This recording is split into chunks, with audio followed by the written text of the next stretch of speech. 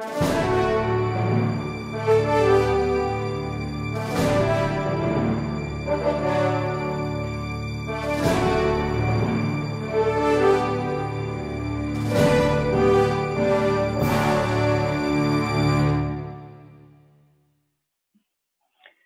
everyone, welcome to another episode here Vanquish. And today I've got Mpumelelo Mhlongo. A lot of people bambiza ngo Mpumelelo Mhlongo.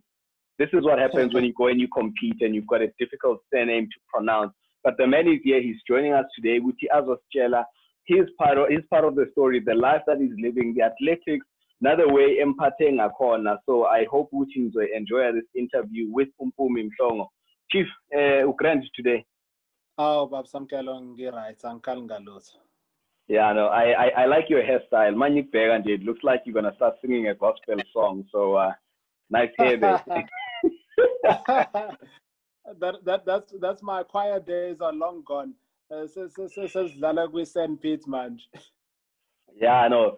So that's good. So for someone who obviously only, let's say, watches TV or reads newspapers and has never come across the name Mpumelelo Mhlongo, can you just tell us ukuthi Mpumelelo ubani wagupi?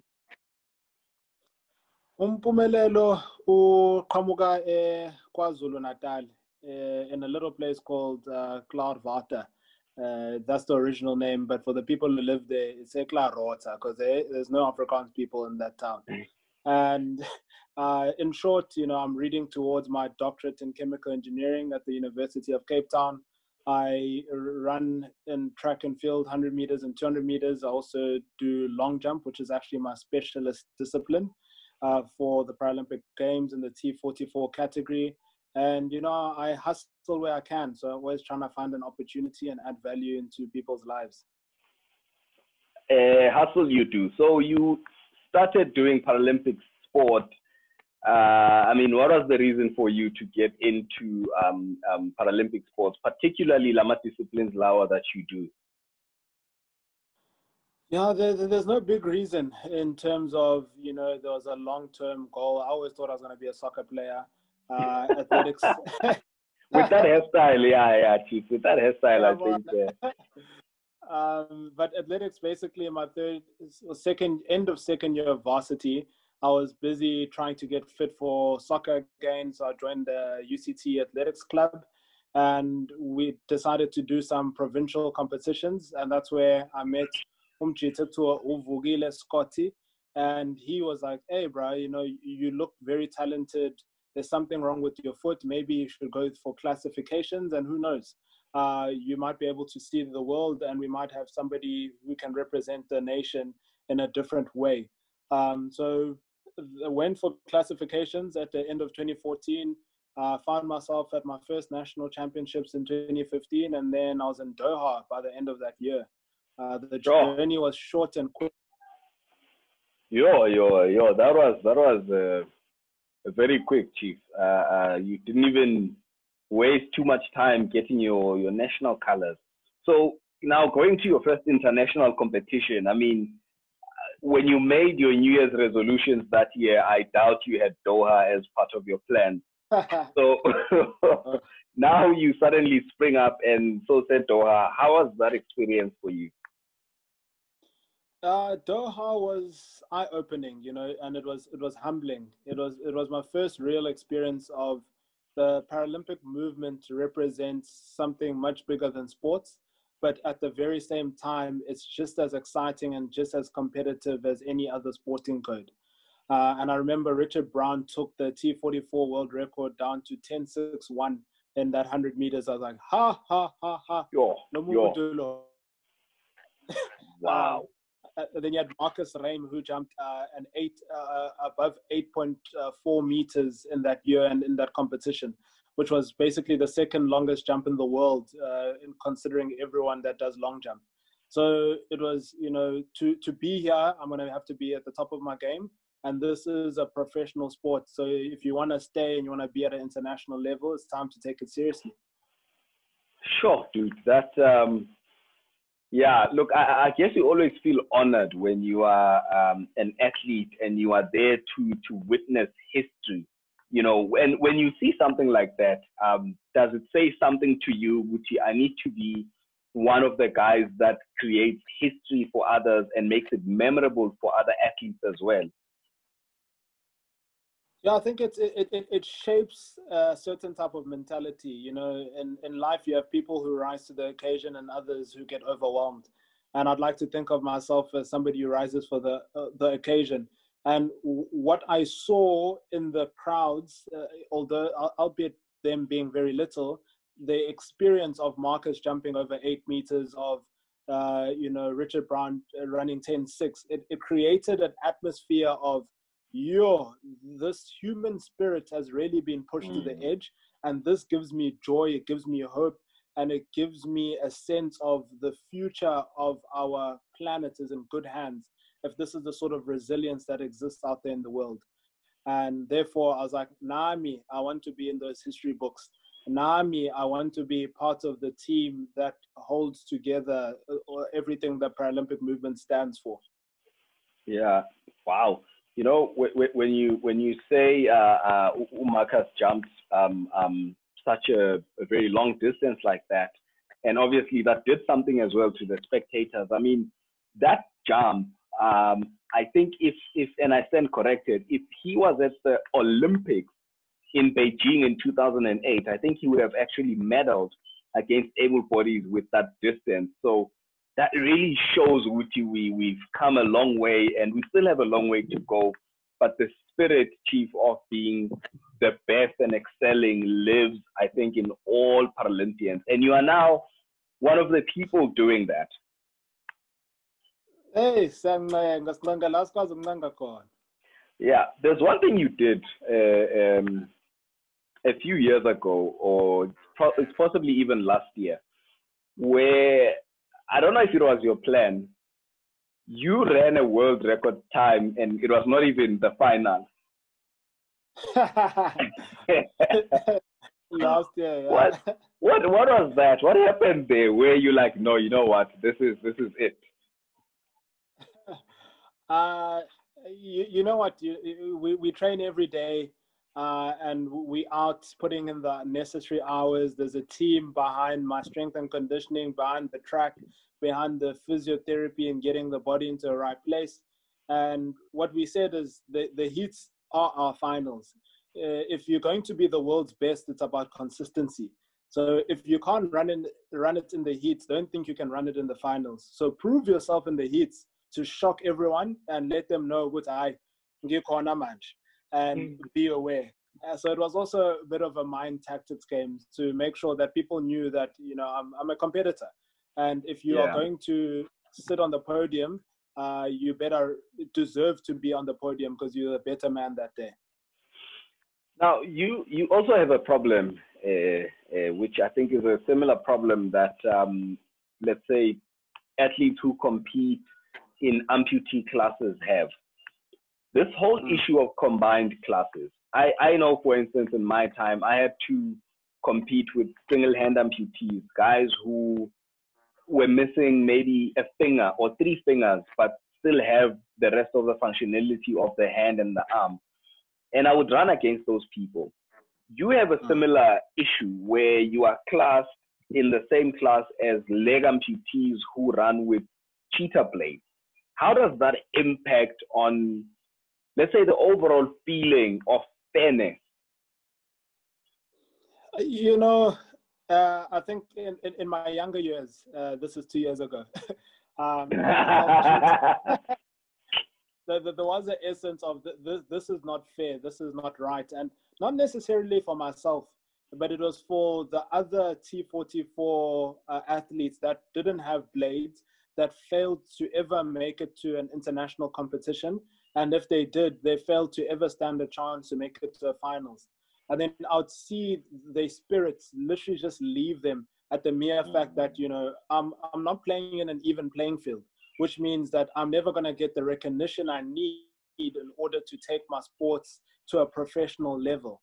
And with that happening, that gives you a sense of, I need to find a way to change this as Mpumelelo. But, in all fairness, I get excited to run against the odds. I get excited to know that this is not a guaranteed win. So therefore, it pushes me to be better every day. But I still have a sense that this limits certain people in my class to continue the sport, which is sad to see.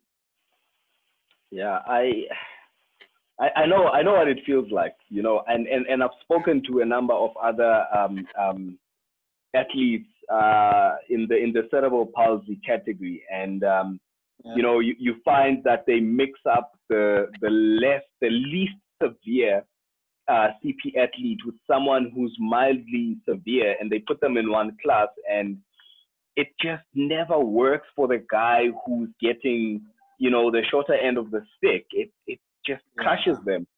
But how, when though deep inside you, yes, you were 2 years ago when you were younger, it did things to you.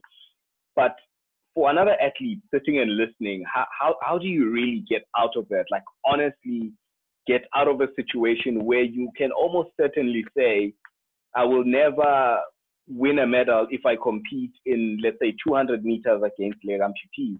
Maybe I should only stick to long jump. Or how do you tell someone to get out of that situation? Yeah, the simple advice I'd have is you need to realize why you're doing the sports. And if you're doing the sport for the medal and for the fame, this is not the place to be, unfortunately.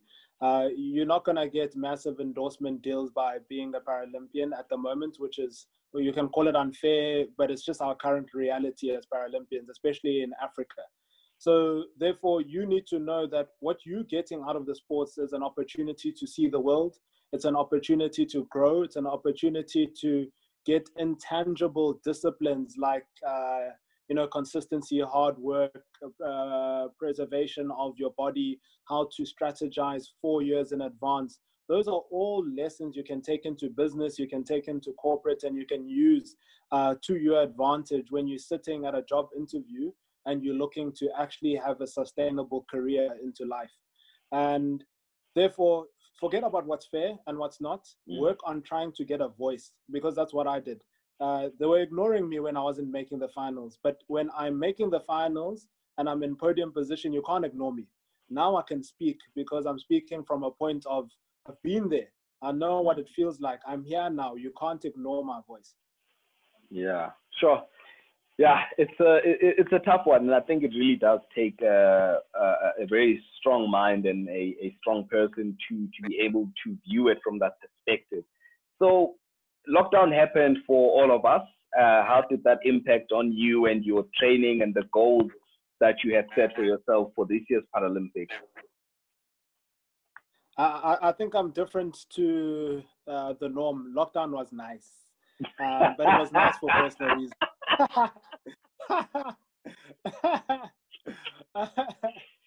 So I honestly, listen, I enjoyed lockdown. It was a time to be retrospective. It was a time to spend quality time with my loved ones in ways I wouldn't have had otherwise, because I just don't have the time in a day. But it did impact the sports and the vision and the excitement towards Tokyo, because you don't have access to a track, and then you're seeing other sporting codes start training, yet you're not allowed to join them. And you ask yourself, but what's the difference between me and somebody who's representing the country in golf, or also in athletics, but they're able-bodied? So that was also a harsh reality check that sometimes people don't care about you as much as you would like to think that they do. So it's your responsibility to take ownership of your own life and make do with what you have. So I was running on the road like all the other Paralympians. You're not allowed in gym, which obviously hinders your strength and conditioning. But it's time to scrap the playbook and start from scratch and redraw what Tokyo 2021 is going to look like. And so therefore, we just try to keep moving. We try to keep strong. And out of all of it, we said, you know what, if you walk out of lockdown having not gained weight, that's the only thing we need from you. Yeah, minimum, Chief. Just maintain your weight and keep it there. So talking Tokyo 2021, what are your plans? What events do you want to compete in, and what are your expectations, Kumar result? Tokyo 2021, it's difficult, when you don't have funding, and you're worried about where your next meal is coming from, can I pay rent, can I send money back home? That will deter any sort of strategic planning that you can stick to. But the general consensus of what we're trying to achieve in Tokyo 21 is to shock the world. We want to shock ourselves and the world. And in that, we want to outperform any expectations of where the performance is meant to be. And so we've put in crazy targets. I mean, I want to run 10:4. I don't know how I'm going to get there from 11 seconds, but that's what I want.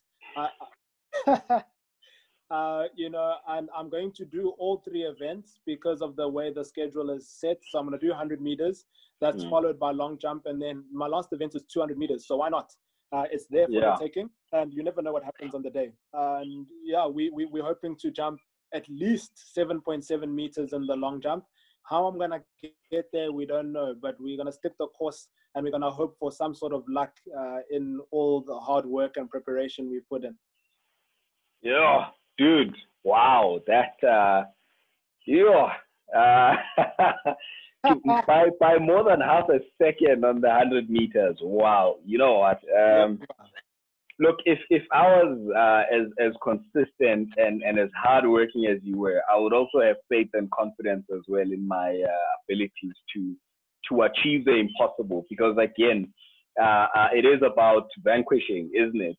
It's an odd, it's an obstacle. It's your job to overcome it. So I like the spirit, and we'll be here as well to watch you break all of those records, because those will be world records. I mean, come on, that's gonna be madness to watch. Let's hope there's somebody pushing me that it's not a world record. That'll be even more exciting. But we took the mantle from you guys, and you set the path. Now we need to move it to the next level, so the rest of the world continues having an eye on us. Yeah, wow. Mpumi, Chief, all the best with all your training for Tokyo 2021. The goals that you have set, I'm hopeful as well you'll be able to achieve them.